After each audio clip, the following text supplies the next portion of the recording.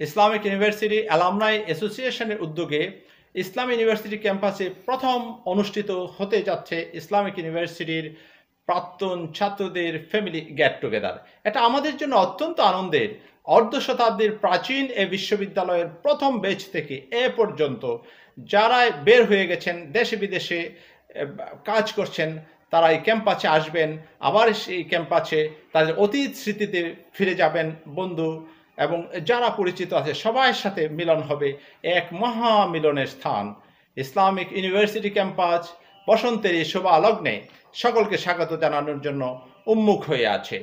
আমরা যারা ইসলামী বিশ্ববিদ্যালয়ে পড়েছি এবং বর্তমানে অধ্যাপনায় নিয়োজিত আছি, আমরা সকল অ্যালামনাইকে স্বাগত জানানোর জন্য আন্তরিকভাবে আমরা কাজ করছি এবং অপেক্ষা করছি। আশা করি 14ই ফেব্রুয়ারির দিনটি আমাদের জন্য হবে অত্যন্ত আনন্দের এবং স্মরণীয় হয়ে থাকবে। ধন্যবাদ সকল।